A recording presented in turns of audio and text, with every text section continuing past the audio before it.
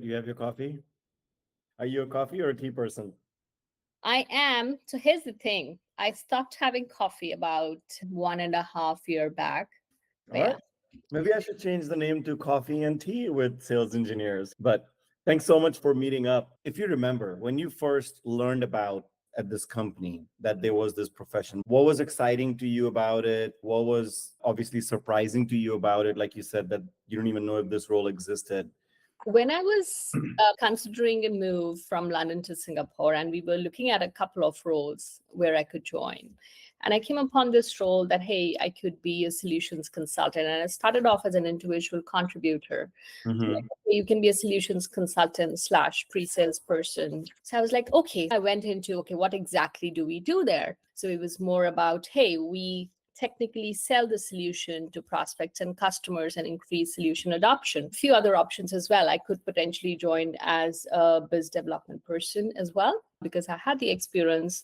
But I was like, let's try this role. I think the exciting part of that was being a crucial part of campaigns, at the same time making an incredible amount of difference. Did you know other people that were at this company that were in that role that kind of made you aware that, hey, that person seems like they're making a lot more impact than business development? Or how did you assess that this would be more meaningful than business development? So how it came about to be was the existing team who were there, they were quite focused on post sales aspects, Mm-hmm. that is expanding the customer base. So they were more focused on that. But as there was a reorganization happening, the new leaders coming in had a different view of where they wanted to take the team.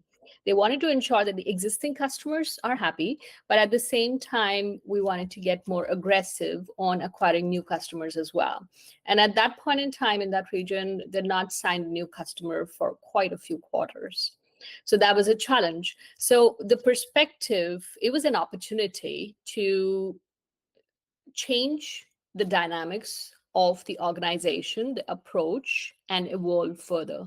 So I entered at a junction where there was quite a bit of shift and transformation happening. And that's what excited me as well. So there was no, per se, a standard role model or somebody I could see and be like, Yeah. okay, this person is already doing that.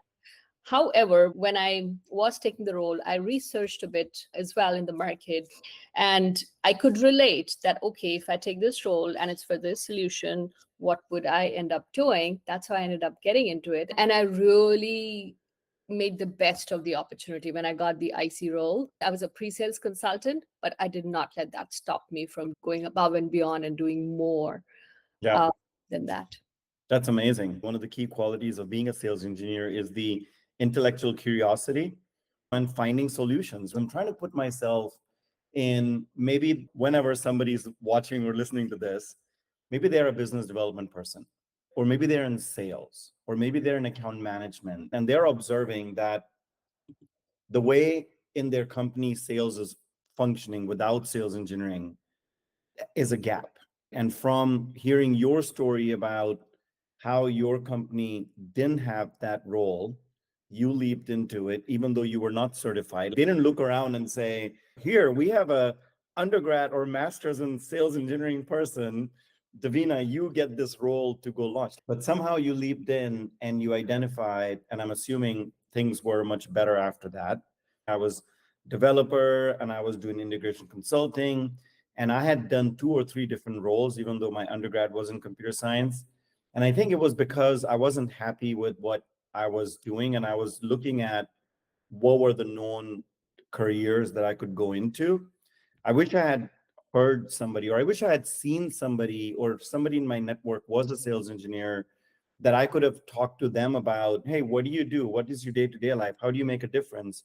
We can go into a company and they need professional services leader. They'll be like, oh my God, you know how to sell, you know how to solution, you know the product. Please come in and be a professional services leader, or services customer success leader, or sales leader, or business development. What keeps you going in this profession? I see this specific function, which it interacts with so many different functions in any business, Yeah. be it sales, be it customer success, different departments, product, marketing.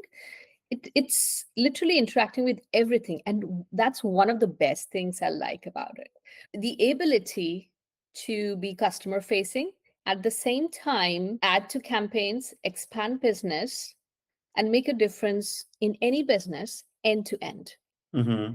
That's what excites me. And one of the reasons I'm still here is because I think there's a lot which can be done in this function when Yeah. it comes to evolving the model, the best practice. And it requires a lot of coaching as well. That's what excites me. Yeah. Because just like me, a lot of the people we recruit, they're at times not from sales engineering background. Yeah.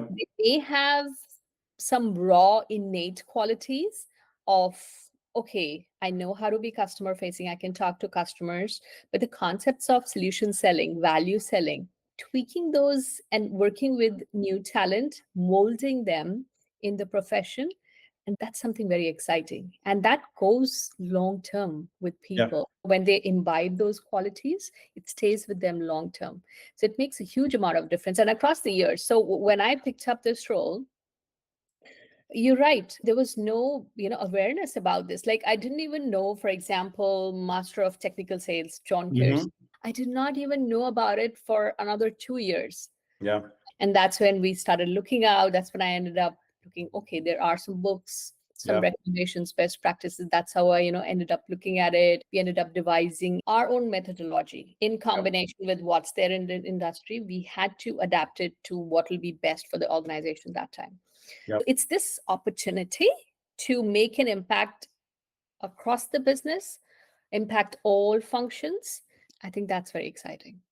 It's ever evolving. And I think that's what I've stayed in sales engineering for a long time. I did deviate a little bit to channel sales, and which was really amazing because I got to be on the other side of sales engineering, which is actually carrying a quota and direct sales. And I gained a lot of interesting insights. But yes, you're absolutely right. If the profession keeps evolving, it keeps this excitement around we don't have it all figured out, and especially with AI, with all these new innovation that keeps happening from demo automation to RFP automation.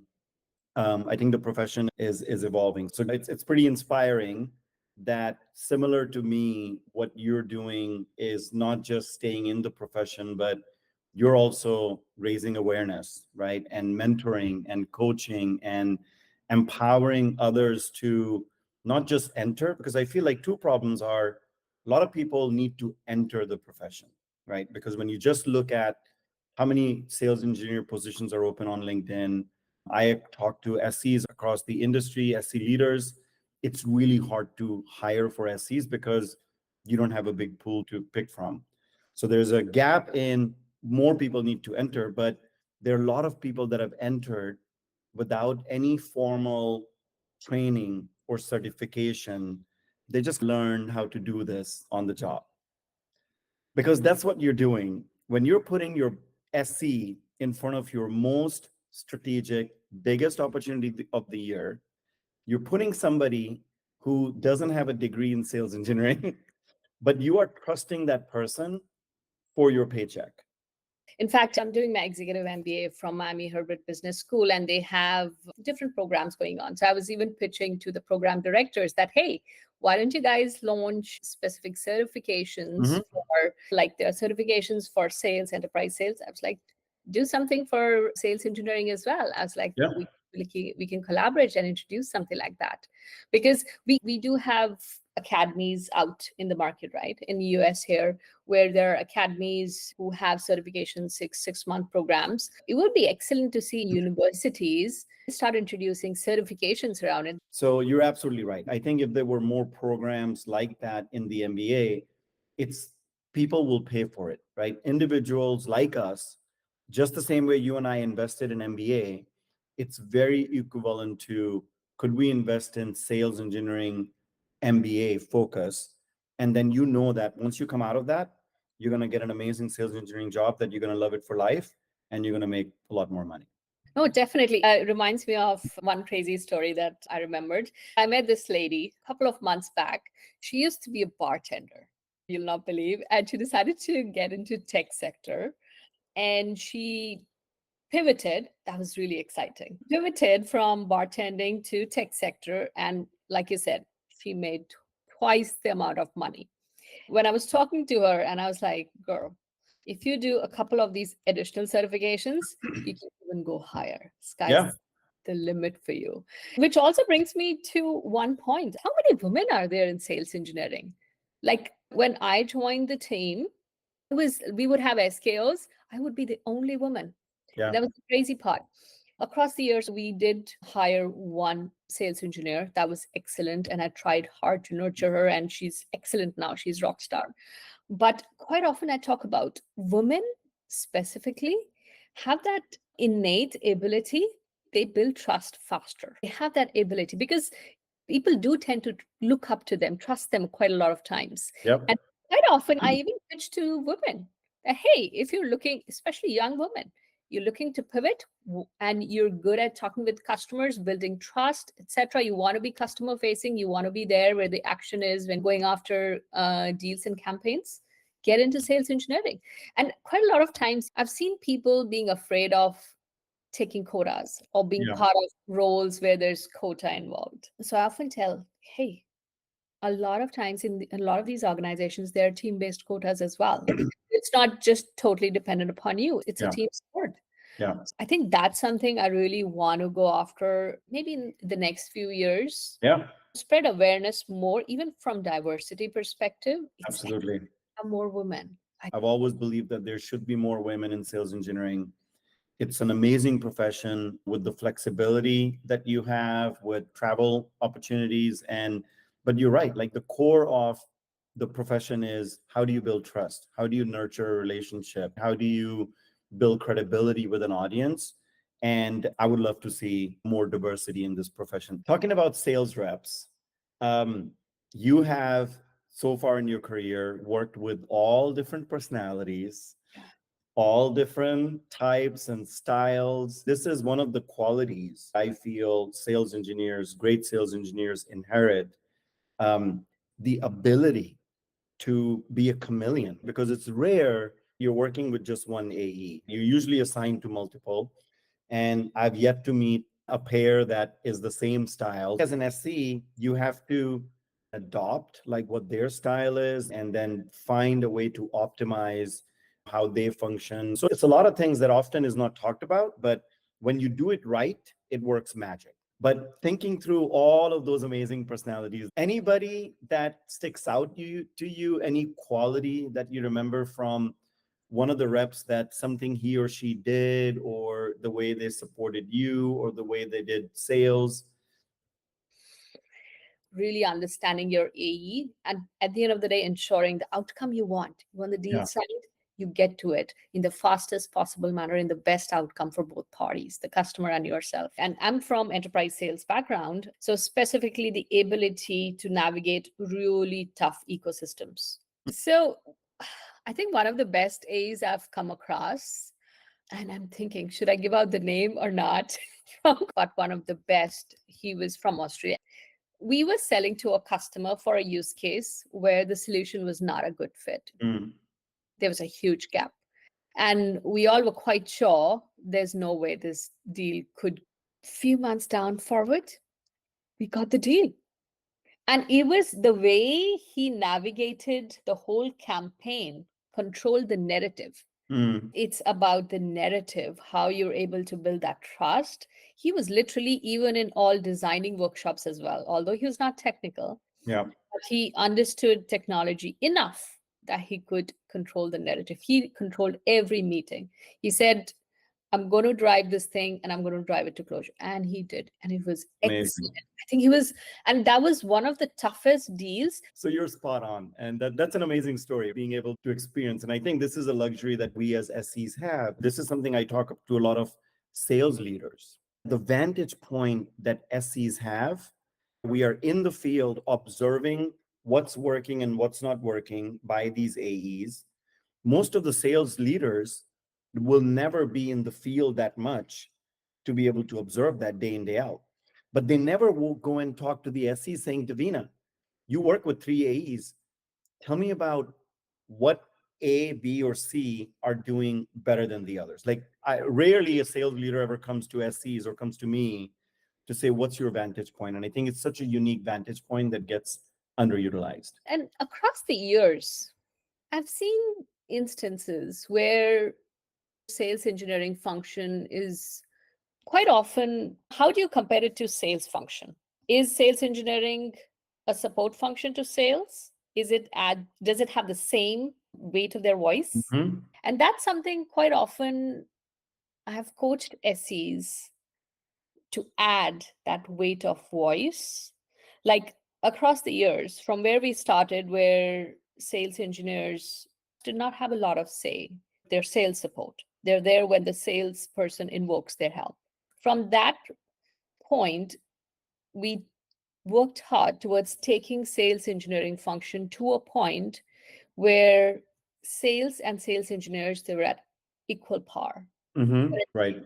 ensuring we took it to a point where sales leaders actually would go and talk to sales engineers separately to Mhm. understand their, and that was the funny part. You want to know I always say, you want to know the truth about a deal, whether it's real or not, Right. talk to the sales engineer. You Yeah. want to know how a specific AE is doing in the field, go talk to the sales engineer. They'll give you the truth. And quite Yeah. often, in the sales organizations I've been, we took it to a point where the sales leader would always go to the SE and SE leaders to know the Yeah. truth. And that's how you also build trust and respect in Totally. the organization, right? Totally. It's definitely tough. You need to manage the dynamics not to piss off your AE because you're telling the truth, Yeah. but you want to be the credible part of sales. I think it's happening more and more. You're spot on. The role has evolved from just a support function to now almost at parity, but creating a different value. So you talked about this amazing sales rep that made the art of impossible happen. What about any SC experience, either your own SCs you have coached, SCs that you have worked with, any kind of memorable, fun story from the field comes to mind? Yes, a few years back, I took a gamble on a young chap. He was out in the job market and he'd been unemployed for a couple of quarters. And that was actually during COVID time. And he was struggling. So I took a gamble on the chap. He had that raw potential of what we need from a technical salesperson. I say it's hard to teach people the soft skills part. Mm-hmm. Teach them technology, That's right. but you can't teach them how to get into a room, work the room, read the own the audience, build that trust. He was actually an analyst. I remember he was an analyst, but not a sales engineer. Okay. And the time I spent with him, coaching him, molding him, it was so much of fun. Yeah. Of course, he learned the technology, but and he had the core potential for technical sales, that acumen. Mm. There's potential. You need to realize the potential by coaching, molding as to, okay, this is how you should manage. He was pretty young. I think he was in his mid 20s or early 20s. It was such an excellent time and he did so well. And now he is leading a solutions engineering team in another platform team, Amazing. a regional team, and I'm so proud of him. He's doing so well. That's amazing. And it sounds like when he was applying for this role, it was probably just one of the roles of many others that he was just, because it sounds like if he was out a couple of quarters, he probably had no idea what he was applying for. And here he was, started to work with you, learned the ropes, and now has a successful career. No, I think as people leaders, especially in sales engineering, there are these excellent moments where you get opportunity to actually pave somebody's professional life for next 10 years. Yeah. It's so gratifying. Yeah. And I got the same opportunity from my leaders and they paved the path. I literally joke about that. Yeah. Hey, you gave me the opportunity. I moved to Singapore. I met my husband there. Life changing. Life changing. I think all of us that are leadership empowerment are that way because we were empowered along the way. And we saw that without this person, without these words, without this coaching, without this mentoring, probably would have done okay. We're smart people, but we might not have chartered into these unknown territories that were given to us by these leaders. And I think you see this where I have somewhat of an unorthodox style where when I'm talking to key direct reports, I'm often challenging them on what is your 3-year plan? What's your next year plan? And it's tough to talk to them because you're talking to your manager and technically you don't want to say, my plan is not doing sales engineering, but I'm challenging that conversation to understand that if it is not sales engineering, that's totally fine too. Because sales engineering gives you a tool set that can be applied other places. And my role is to help you achieve what you're not even imagining just yet. And if that achievement is not in sales engineering, I'm the last person that's going to come in the way. If you want to be in product management, that's amazing. Let's figure out what can you start doing right now in your SC role. Maybe I need somebody that needs to build a stronger bridge between us and product management team for the next couple of months. Why don't you take that initiative? So this way you get to learn more about product management, and maybe you'll, through that experience, you're like, you know what? Now I know more about product management. I really love it. Let's figure out a way to move to product management. My career has been shaped by mentors and continues to be shaped by mentors. We all as humans need somebody else that has different vantage points because we can't think of everything, right? And we can't really think of what we don't know or what we haven't experienced. So it is very filling our cup, right? When that happens, when you actually look back and you look on LinkedIn and it's, yeah, amazing that you're a leader now. If you hadn't applied for that role as an analyst, you wouldn't be here. So Yep. Proud moments. Last question for you. The last question is really around something that I'm recently passionate about, Devina, is I feel there's, as the profession has grown, I love the mastering technical sales, great demo to win. So with that background, if you are broadly talking to sales reps that are starting to work with SCs or work with SCs, but are not really optimizing the value from their sales engineering, what are some guidance or recommendation would you give them so they can really maximize? Number one, ensure you bring in the SEs early in the discovery conversation. That's They're right. there. Let them hear, even if they're not saying anything, they're just Yeah. listening. Let them hear the customer's pain area so that firstly, the customer recognizes them and the customer is not repeating their pain area to the SE later on when they want to have actual substantial conversations. An AE and an SE, they're tires of a bike. Mm-hmm. To be in sync, completely lock in step. So Yeah. I often encourage A's and SEs to always stay in sync, whether, okay, at the commercial track, there may be financial conversations happening on pricing, licensing model. The SE needs to know about that. Quite often I would see the SE is working on the tech track. He has no idea that the commercial aspects have started. Right. And there's an impact. And both would be working on their own way. And you'd be surprised how many times this happens. I would Right. recommend, guys, stay in touch. Stay That's in right. touch. Every meeting. If you're not able to join the meetings, but at least stay in touch on how the campaign is going. Have one-on-ones to leverage SEs. And SEs play a great role. You'll be surprised how much an SE can contribute of all things in a commercial and legal negotiation. You'll be like, what, an SE in a legal contract negotiations? Because what happens is a lot of times everybody who's in the room, they're non-techies, That's and there right. is a clause. They would not even understand the underlying technology and impact Right. that times, and the lawyers would be arguing. And I've seen instances where somebody who has the tech background is, no, you don't need to worry about it. Just That's right. relax. And he or she would explain that, hey, you don't need to worry about this clause. Even help with legal negotiation clauses. They can even help with commercial negotiations when customers are pushing back. Why are you charging for this much? Justifying that. And SE is the one who can actually, in a credible manner, talk about all these activities which are done, Yeah. as compared to an AE who would know it, but they just know theoretically this is what we do. The people that are negotiating in the commercial phase may have forgotten about the reason, the pain points that this solution is solving for. Having an SE in those conversations, not necessarily to negotiate on your behalf, but handle the objections from a technical and solution point of view could add tremendous value. And I just want to say one last thing. Yeah. From demo perspective, we once signed a deal without doing even one demo. And it was one of the biggest telcos in Wow. Asia Pacific and Japan that time. Signed the deal with conversation on Yeah. value proposition. The customer was like, yeah, we know your solution, this and that. Didn't need demo. Yeah. It was all around building that trust narrative. Solution. The sales engineer was also there. The AE was also there.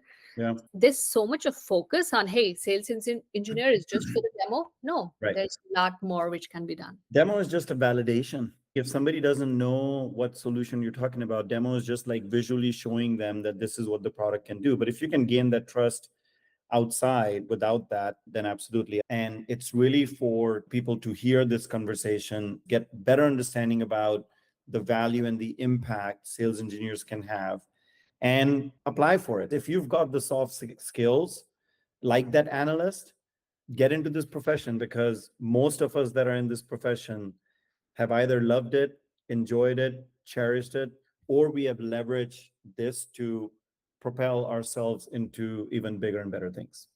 Some of the things I'm really looking forward to in the next few years is indeed the same thing, spreading awareness about sales engineering, solutions engineering as a function, and on the diversity aspect as well, to see if we can make a difference, coach, mentor, launch campaigns around it. So these are some of the things I'm truly working upon it. Alongside, as I was mentioning to you a couple of weeks back, I've launched my consulting practice as well, where I am advising budding solutions engineering practices on what's the right approach to hit scale and growth. So it's exciting times, the function grow. Should people just reach out to you on LinkedIn Oh, if they're yes. interested in coaching and consulting? Indeed. Awesome. Thank you so much, Devina. Have a great rest of the day and good talking to you.